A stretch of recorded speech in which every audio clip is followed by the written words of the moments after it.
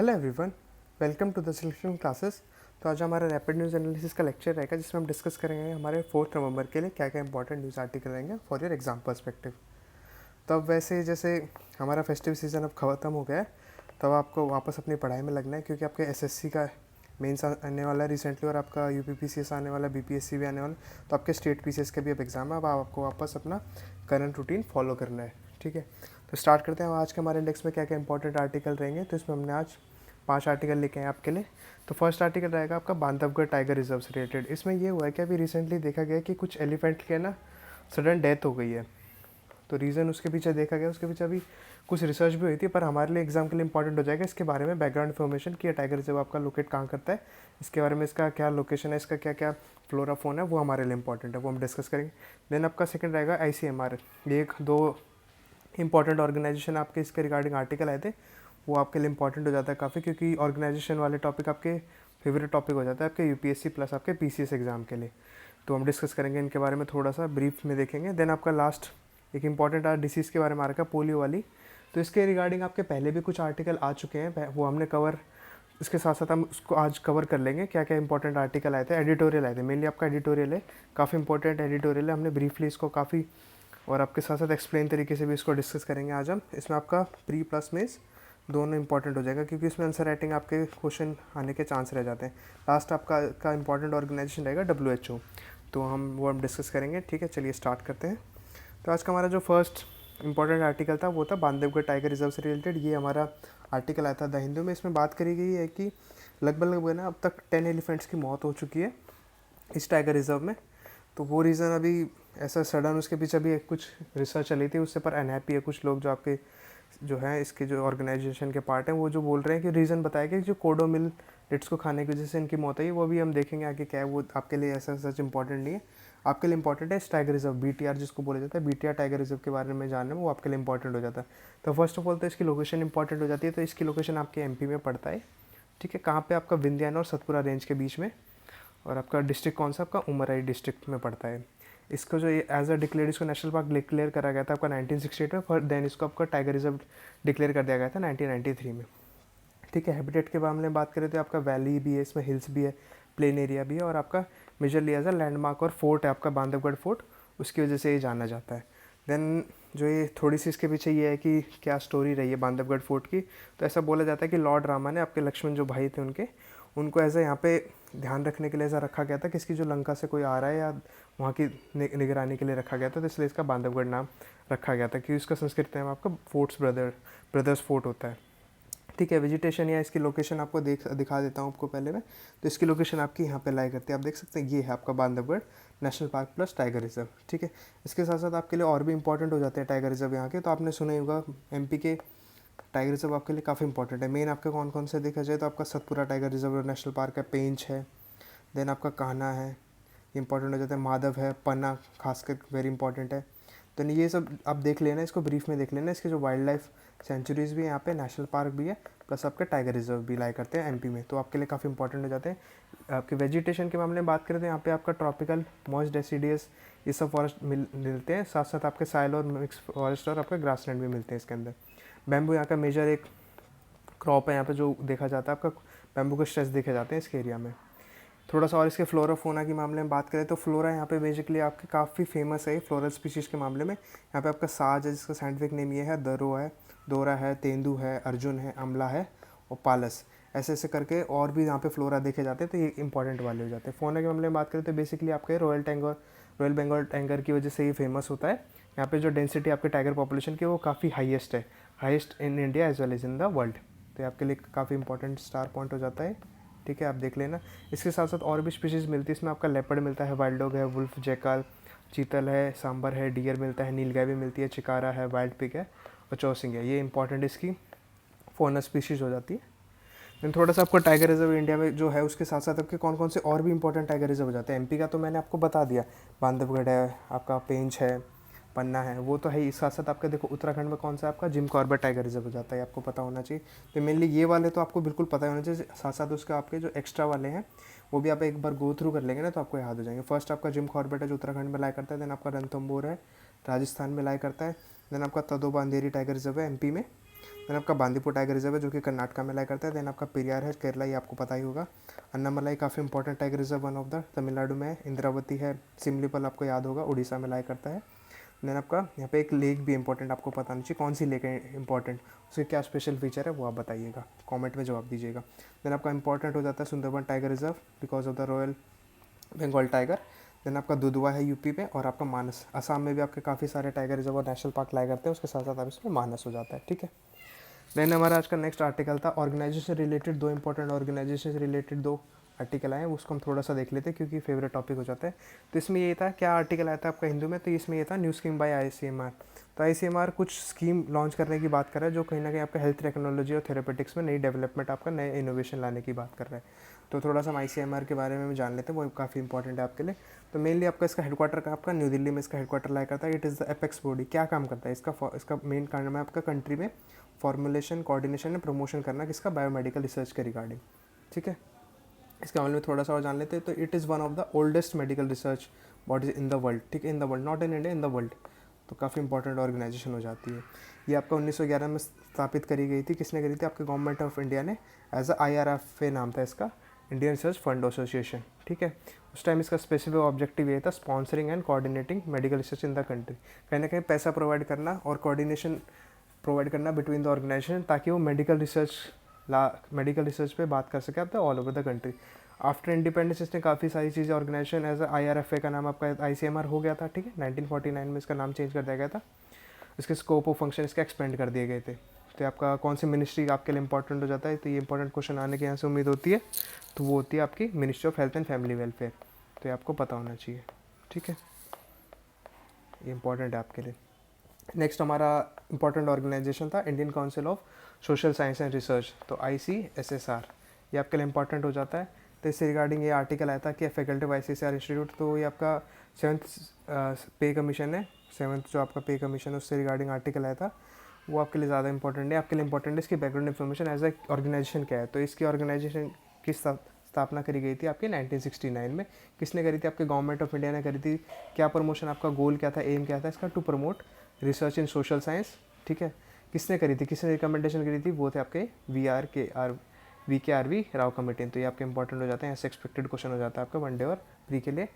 तो ठीक है, 1969 में इसकी स्थापना थी, गवर्नमेंट ऑफ इंडिया ने करी थी। प्रमोशन आपका गोल क्या है इसका, to promote research in social science, ये आपको पता होना चाहिए, ठीक है।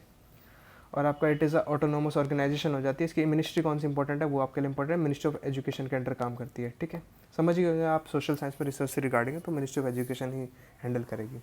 इसके फंक्शन के मामले में देख लेते हैं। तो इसका फंक्शन आपका एक तो है ही हो जाता है आपका टू ग्रांट, तो पैसा प्रोवाइड करना किसके लिए, प्रोजेक्ट के लिए, फेलोशिप्स के लिए, international collaboration, capacity building, survey कराना है कोई या पब्लिकेशन करना है, to promote research in social science. तो उसके रिगार्डिंग अगर कोई प्रोजेक्ट है या कोई फेलोशिप का प्रोग्राम है या कोई मीटिंग होने वाली है तो उससे रिगार्डिंग फंडिंग प्रोवाइड करने का, ग्रांट प्रोवाइड करने का काम आपका ICSSR का है।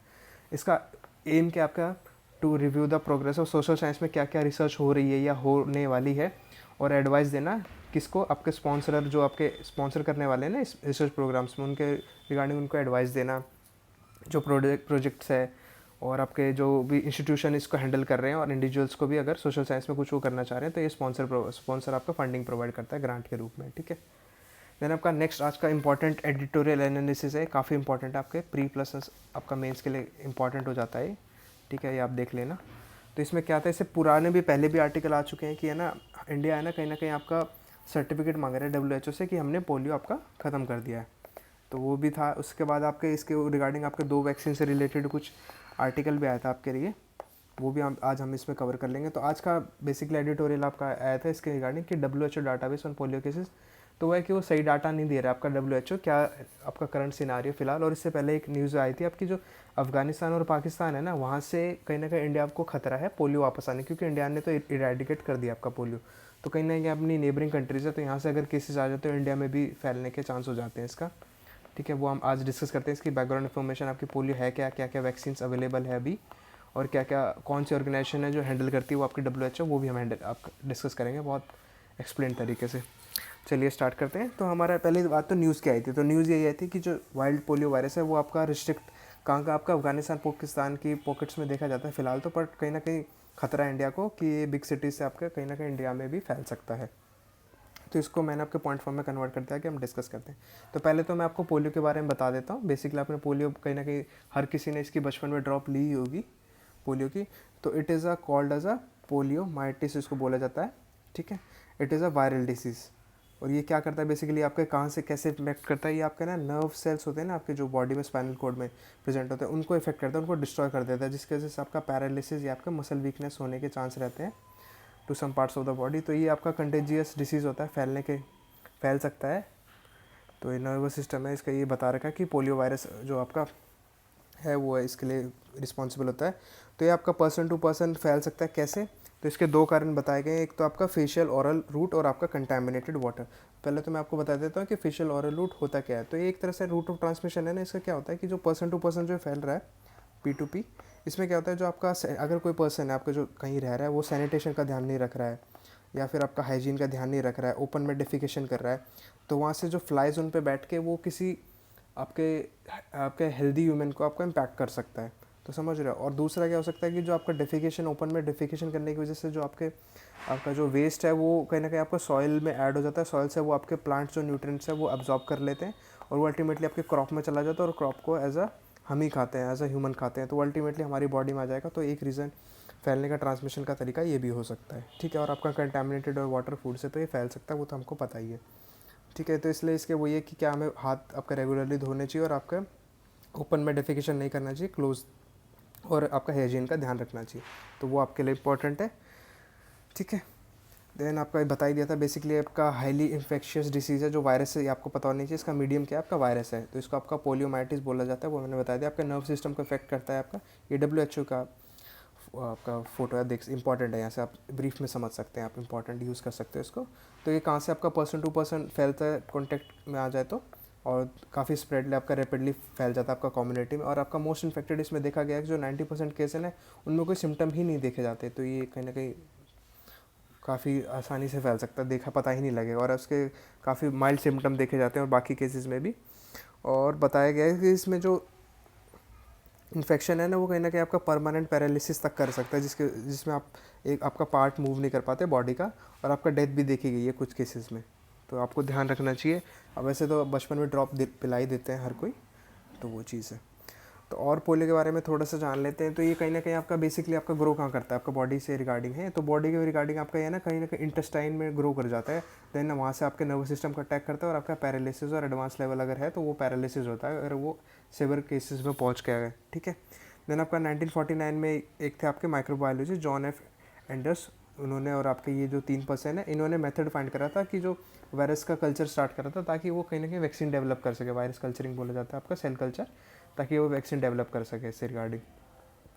देन आपका नेचुरल होस्ट आपका ह्यूमंस होते हैं, ठीक है। वो बताया गया कि ह्यूमन से ह्यूमन फैल जाता है, नॉन ह्यूमन में नहीं देखा गया, एनिमल्स में कम ही देखा जाता है, पोलियो नहीं देखा गया अब तक। बेसिकली आपका ह्यूमन के आपके लिए इंपॉर्टेंट हो जाता है कि ये कहीं ना कहीं वनडे एग्जाम के लिए कि वर्ल्ड पोलियो डे कब सेलिब्रेट करा जाता है, कब, तो वो आपका October 24 को बोला जाता है, ठीक है, ताकि अवेयरनेस फैलाई जा सके पूरे ऑल ओवर द इंडिया, आपके ऑल ओवर द वर्ल्ड भी, ऑल ओवर द वर्ल्ड वैसे वर्ल्ड पोलियो डे है। देन आपका नॉन नर्व सेल में ये आपका कल्चर नहीं कर सकते, तो इसके लिए लिविंग सेल इसको चाहिए होता है, और आपके पोलियो वैक्सीन के लिए भी लिविंग सेल यूज़ करा जाता है for the creation of vaccine. Then eradication target के मामले में बात करें तो ये कहीं ना कहीं आपकी WHO की one of the top priorities है फिलहाल, to eradicate polio all over the world. अब बात करी गई तो कहाँ तक अब तक कर चुके हैं, तो अफ्रीका को पोलियो फ्री डिक्लेयर कर दिया गया था अगस्त 2020 में। उसके साथ साथ आपके अभी देखा जाता है सिर्फ अफगानिस्तान और पाकिस्तान के कुछ रूरल पॉकेट्स में देखा जाता है। मेन आपका कहीं ना कहीं आपका मिशन है 2024 तक बिल्कुल इरेडिकेट कर देना WHO का पोलियो से all over the world. India में अभी करंट सिनेरियो क्या है, तो इंडिया की जर्नी ऐसी रही है कि 2014 में आपका WHO ने बोला था कि India and south east Asia polio free बोल दिया गया था। ये अभी करंट सिनेरियो ये पुराना चला है, 1970 से चलता आ रहा है, तो मार्च 2014 में बोला था उन्होंने, पर उससे रिगार्डिंग हमें कोई ऐसा सर्टिफिकेट नहीं मिला है। कौन कौन सी और डिसीज़ हैं जो WHO ने हमें बोला है कि इंडिया ने इरेडिकेट कर दिया, तो वो आपकी फर्स्ट आपकी ट्रैकोमा है, ये भी न्यूज़ में हमने कवर भी करा था रिसेंटली। देन आपका आ जाता है कालाजार, ये मैंने भी कवर करा था कुछ दिन पहले, तो आपके लिए इंपॉर्टेंट है। देन ये देखा जाए तो क्या क्या वैक्सीनेशन के भी करंट सिनेरियो के 1995 में अपना इंडिया में इम्यूनाइजेशन कैंपेन स्टार्ट हुआ था, ठीक है। उसके बाद से आपका लगभग आपका 2.3 मिलियन वैक्सीनेटर्स अभी तक दे दिए गए हैं आपके। इसके लिए इतने सुपरवाइज़र अपॉइंट करे गए थे, इतने हाउस होल्ड थे आपके, 209 मिलियन हाउस होल्ड थे, ठीक है। देन बात हो जाती है कि इसके लिए क्या क्या वैक्सीन अब तक डेवलप कर चुके हैं। तो 2 वैक्सीन है इसकी इंपॉर्टेंट आपकी, वो हम डिस्कस करते हैं आपकी, ठीक है। तो फर्स्ट वैक्सीन आपकी है साल्क। साल्क उसका नाम है। साल्क क्यों नाम रखा गया था, तो ये थे आपके डॉक्टर साल्क, इन्होंने इसकी खोज करी थी, तो उनके नाम पे इस वैक्सीन का नाम रखा गया था। तो ये इसको बोला जाता है it is one of the first successful vaccine for polio. इसमें होता क्या आपकी IPV। IPV क्या होती है आपकी, इंजेक्टेबल पोलियो वैक्सीन, जिसमें आपको इंजेक्शन के थ्रू बॉडी में आपकी वैक्सीन है वो डाली जाती है। दूसरी होती है अभी OPV, वो भी हम कवर करेंगे। OPV में आपका ओरल पोलियो वैक्सीन होता है, जिसमें ओरली अगर दवाई के ड्रॉप के थ्रू डाला जाता है, वो हमने इंडिया में बेसिकली वही दी जाती है अभी तो, ठीक है। और बात करें तो आपका इस काम कैसे करती है, तो एक इनएक्टिवेटेड इसमें वायरस होता है आपका, तो वो फॉर्मल्डिहाइड के साथ रिएक्ट करके आपके बॉडी में के इंजेक्ट कर दी जाती है। देन आपका जो वो है, जो इंजेक्ट करा है इनएक्टिवेटेड वायरस, वो आपका इम्यूनिटी क्रिएट करता है बॉडी में थोड़ा थोड़ा करके, ताकि वो वायरस से लड़ सके जब वो प्रॉब्लम आए तो। और आपका ये कहीं ना कहीं आपका मसल में इंट्रोड्यूस करा जाता है, जो कि आपका सिस्टमैटिक इम्यूनिटी क्रिएट करता है। 2 मेन पार्ट्स है इसके, सिस्टमैटिक और आपका म्यूकोसल। और इसमें बात करें तो आपका जो कंपोनेंट इसमें इंक्लूड है सिस्टमैटिक में, वो होते हैं आपके blood, brain and all other organ system, और म्यूकोसल में होते हैं आपके inner lining of the digestive and respiratory system. तो इसके 2 मेन पार्ट्स हैं। और बात करी जाए तो ये कैसे काम करती है, ये कहीं ना आपके म्यूकस जो मेम्ब्रेन होती है, वहाँ पे एक लाइनिंग आपका एडिशनल लेयर क्रिएट कर लेती है फॉर द प्रोटेक्शन, अगर फ्यूचर में देखा जाता है कि वायरस आपके बॉडी में इंजेक्ट आ जाता है तो। देन नेक्स्ट हमारी इंपॉर्टेंट हो जाती है सबीन। ये सेकंड वैक्सीन है जो सक्सेसफुली आपका डेवलप करी गई है इसके रिगार्डिंग। तो ये किसके नाम पे रखी गई थी, एल्बर्ट सबीन उनका नाम था, उनके नाम पे रखी गई थी, ठीक है। ये आपकी OPV है। OPV क्या होती है आपकी, ओरल पोलियो वैक्सीन। ये आपका कहीं ना कहीं इसमें जो वायरस होता है आपका वो जो वायरस होता है वो ज़िंदा होता है, वो वीक कर दिया जाता है उसको, ठीक है। मको ये वाले सेल के डाल के आपका OPV में क्या होता है, OPV में आपके ड्रॉप्स डाली जाती है बच्चे के, जैसे बचपन में आपके ड्रॉप्स डाली जाती है, पीने की ड्रॉप होती है, तो वो आपके स्टमक में जाती है, तो वहाँ से आपका पावरफुल प्रोटेक्टिव म्यूकोशल आपके रिस्पॉन्स लाइनिंग टाइप क्रिएट कर लेती है, जो कि आपके वायरस से फाइट करने में आपको मदद करती है और फ्यूचर में आपको इन्फेक्शन नहीं होने देती। एडवांटेज के मामले में बात करें कि जो OPV है, ओरल पोलियो वैक्सीन की, IPV जो आपका इंजेक्टेड पोलियो वैक्सीन, क्या फ़ायदा है, तो OPV होती है वो आपकी एक प्रोटेक्टिव लाइनिंग बना देती है गट में, जो आपको हेल्प करती है to protect from the much greater degree protection देती है आपका IPV से ज़्यादा, ये देखा गया है। और OPV आपकी ओरली दी जाती है, तो यहाँ पे कहीं ना कहीं सिरिंज का चक्कर फंसता ही नहीं, आपका कोई पर्सनल आपका ट्रेंड लोगों को अपॉइंट नहीं करना पड़ता। इसके लिए नॉर्मल आपकी जो आशा वर्कर्स होती है या फिर नॉर्मल जो होती है वो अपॉइंट कर ली जाती है, वो ड्रॉप पिला देती है बच्चों को। ये आपको बताया दिया। इसमें 3 तरीके के स्ट्रेन देखे गए हैं आपके, P1, P2, P3। P2 आपका इरेडिकेट कर ही दिया था 1999 में। इंडिया ने अभी पोलियो फ्री स्टेटस आपका 2014 में अचीव कर ही लिया था, ठीक है, बाय एलिमिनेटिंग आपका P1 और P3। P2 तो 1999 में all over the world eradicate कर दिया। वैक्सीनेशन शेड्यूल आपका कैसे रहता है, OPV आपका हर 6 हफ्ते में दी जाती है, और आपका IPV हर 6 हफ्ते एंड 14 वीक में दी जाती है, और ये बूस्टर वाला है। थोड़ा सा डिफरेंस देख लेते हैं अब IPV और OPV। वैसे तो मैंने आपको बता ही दिया। इसमें क्या आपका जो मरा हुआ वायरस डाला जाता है, इसमें आपका लाइव एटेन्यूएटेड वायरस डाला जाता है। ये आपकी ओरली दी जाती है, आपका इंजेक्शन के थ्रू दी जाती है। ये आपका जो इंड्यूस आपका सर्कुलेशन एंटीबॉडी प्रोवाइड कर देता है आपका, तो नो लोकल इम्यूनिटी नीडेड। यहाँ पे आपका ह्यूमरल और इंटेस्टाइनल इम्यूनिटी दोनों क्रिएट हो जाती है यहाँ पे। ये आपका पैरालिसिस को प्रिवेंट करता है, ये भी पैरालिसिस को प्रिवेंट करता है, बट ये और उससे वाइल्ड पोलियो वायरस से नहीं बचाता, ये आपका इंटेस्टाइनल ये भी क्रिएट कर देता है। तो ये कहीं ना कहीं ज़्यादा इम्पैक्टफुल देखी गई है। ये आपके एपिडेमिक्स में आपका यूज़फुल नहीं है। ये आपके एपिडेमिक्स, अगर कोई आपकी एपिडेमिक आ जाता है कोरोना टाइप, तो उसमें इसको यूज़ करना इसको ज़्यादा आसान है कहीं ना कहीं, क्योंकि ट्रेंड एक्सपर्ट नहीं अपॉइंट करने पड़ते। यहाँ पे आपका जो कंटेंट है वो आपका एक तो ये है कि ये कॉस्टली है, IPV कोई इंजेक्शन है, ये आपकी चीपर पड़ती है, ठीक है। इसका कंटेंट आपका 10,000 टाइम्स मोर इफेक्टिव देखा गया है वैसे तो। और आपके इसके लिए आपके जो स्टोरेज एंड ट्रांसपोर्टेशन का कोई चक्कर नहीं होता ज़्यादा, आपका स्टोरेज का फैसिलिटी का कोई ऐसा टेम्परेचर मेंटेन करने का कोई ऐसा नीड नहीं होती है। पर यहाँ पे जो स्टोरेज और आपका सब जीरो टेम्परेचर आपका अचीव करना उसके लिए ज़रूरी होता है, तो स्टोरेज कंटेनर का भी इंतज़ाम करना पड़ता है। क्या चैलेंजेस रहेंगी वो देख लेते हैं हम लास्ट आपका पोलियो में। तो पोलियो में एक तो यही है कि जो OPV है ना आपकी ओरल पोलियो वैक्सीन, उसमें देखा गया है कि कहीं ना कहीं आपका वीकेड वायरस डाला जाता है, तो लाइव ही है, कहीं ना कहीं जिंदा तो है, तो कहीं ना कहीं चांस है कि वो आपका पोलियो भी क्रिएट कर सकता है अगर किसी पर्सन को नहीं है तो रिस्क तो है इस पर। और जो आपका IPV है आपका जो है वो इनएक्टिवेटेड वायरस को कंटेन करता है, तो वहाँ तो रिस्क ही नहीं है कि वो पोलियो क्रिएट कर सकता है। बाकी वर्ल्ड में देखा जाए तो वर्ल्ड आपका दोनों वैक्सीन यूज़ करता है अभी अगेंस्ट द पोलियो। आपकी जो कंट्रीज़ है कुछ नॉर्वे, स्वीडन, आपकी फिनलैंड और आइसलैंड है, वो आपकी IPV यूज़ करती है, और काफ़ी जो है वो दोनों का कॉम्बिनेशन यूज़ करती है। मेजरली आपका OPV देखा गया है काफ़ी superior for the superior protection है ईज़ ऑफ एडमिनिस्ट्रेशन के लिए। और आपका जो नंबर ऑफ पोलियो केसेस है वो ड्रॉप कर गए हैं तो कहीं ना कहीं काफ़ी तो हम आईपीवी की तरफ जा सकते हैं। देन हमारे लिए आज की इंपॉर्टेंट ऑर्गेनाइजेशन थी, इसी से मिलता हुआ आर्टिकल था आपका पोलियो से WHO से था, तो वो हमारे लिए इंपॉर्टेंट है, हम देख लेते हैं। तो WHO क्या है, एक तरह से ये इंपॉर्टेंट आपका आंसर राइटिंग यूज़ कर सकते हैं। तो आपकी WHO 1948 में इस्टेब्लिश करी गई थी टू कनेक्ट आपका nation partners and people to, main इसका गोल था आपका टू आपका attain highest level of health all over the world. ठीक है, इसके और देखा जाए तो आपका UN का पार्ट हो जाता है, आपका ईयर ऑफ फॉर्मेशन आपका 1948 है। इसका हेडक्वार्टर कहाँ है आपका, जेनेवा स्विट्जरलैंड। सेक्टर आपका हेल्थ बता दीजिए, इंडिया इसका पार्ट है, हाँ इंडिया इसका एक पार्ट है। और बात करें तो आपका इसका मेन आपका गोल क्या है, तो lead global efforts to expand universal health coverage all over the world. तो इसका फोकस आपका वही रहता है, prevention, control and elimination and promotion of health and wellbeing. तो इरेडिकेट करना किसी भी जो डिसीज एपिडेमिक ना बन जाए।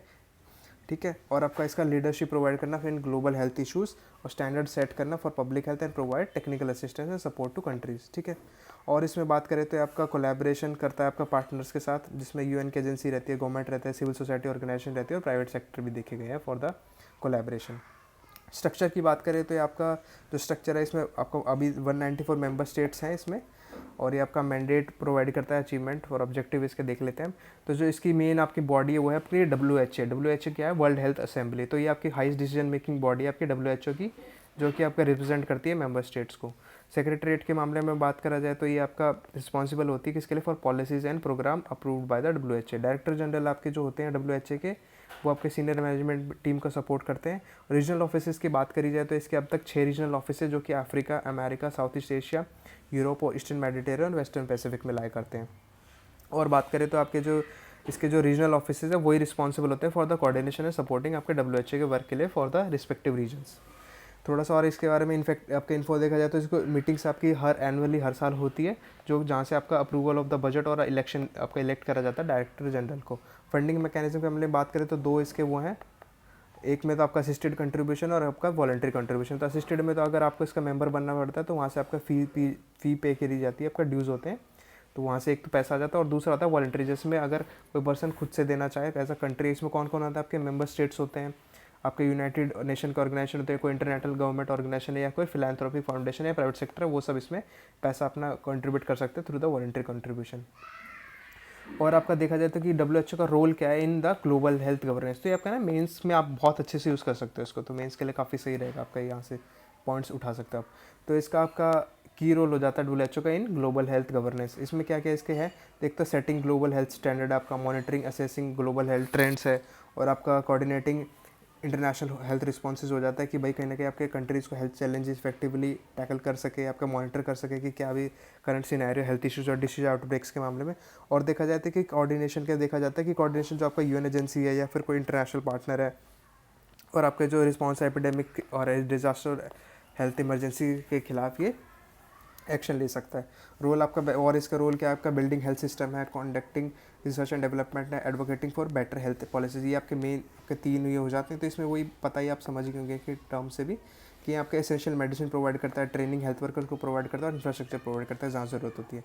और आपके रिसर्च एंड डेवलपमेंट पे तो काम करता ही रहता है फॉर अगर कोई एपिडेमिक आता है, कोई हेल्थ इशू ग्लोबल हो जाता है तो, और आपका सोल्यूशन देती है फॉर फाइटिंग द आपका हेल्थ चैलेंजेस एंड लो, इसमें आपके लो एंड मिडिल इनकम कंट्रीज़ के लिए। ठीक है, और आपका better health policies and funding provide करता है। ठीक है, और नेक्स्ट हमारा हो जाता है कि जो WHO है उसने कैसे कंट्रीब्यूट करा आपका फॉर द इम्प्रूविंग ऑफ आपका ग्लोबल हेल्थ। ठीक है, तो आपका पहला तो आपको पता है कि इसने ना अब तक काफ़ी डिसीज़ इरेडिकेट कर दिया ऑल ओवर द वर्ल्ड। तो उसमें आ जाते हैं, एक तो नाम मुझे इंपॉर्टेंट हो जाता है स्मॉल पॉक्स, और आपका पोलियो तो अभी चल ही रहा है। तो आपका स्मॉल पॉक्स हो जाता है वो इरेडिकेट करता है आपका डिक्लेयर कर देता है 1980 में, और पोलियो आपका हो जाता है जो 99% रिडक्शन देखा गया polio cases all over the world wide. और आपका जो कंट्रोल ऑफ ये कम्युनिकेबल डिसीज़ है उसमें देखा गया कि जो आपका मलेरिया है, ट्यूबरक्लोसिस, HIV एड्स है, उसको इरेडिकेट करने में मदद करी गई है इसने अब तक ऑल ओवर द वर्ल्ड। आपका स्ट्रैटेजीज एंड इंटरवेंशन में ये देखता है कि अगर कोई ज़रूरत है तो वहाँ पे इंटरवेन करता है। और इसने आपका WHO ने लो एंड मिडिल इनकम कंट्रीज़ के खिलाफ आपका हेल्थ सिस्टम में मजबूत करने में मदद करी। आपके एग्जांपल में देखा जाए तो आपका जो 2019 से लेकर 2023 में आपका टाइम ऑफ ट्रांजिशन इसमें रिपोर्ट दी गई थी, उसमें बताया था कि इंडिया ने आपका अचीव कर लिया आपका टू इरेडिकेट आपका ये। ठीक है, और आपका कंट्रीब्यूशन में देखा जाए तो एसेंशियल मेडिसिन हो जाती है इसमें, तो वो आपका गाइडेंस प्रोवाइड करती है, सिलेक्शन, प्रोक्यूरमेंट और आपका use of essential medicine. Nutrition improvement provide करता है आपका अगर किसी कंट्री को ज़रूरत है तो। और आपका इमरजेंसी एंड डिज़ास्टर होते हैं या फिर आपका मेंटल हेल्थ से रिगार्डिंग इसने इनिशिएटिव लिए हैं अब तक। ठीक है, तो आज का हमारा लास्ट आर्टिकल था। उम्मीद करता हूँ आपको अच्छा लगा होगा। So thank you for watching. Please like the video and share with your friends and subscribe our channel the selection classes. Thank you.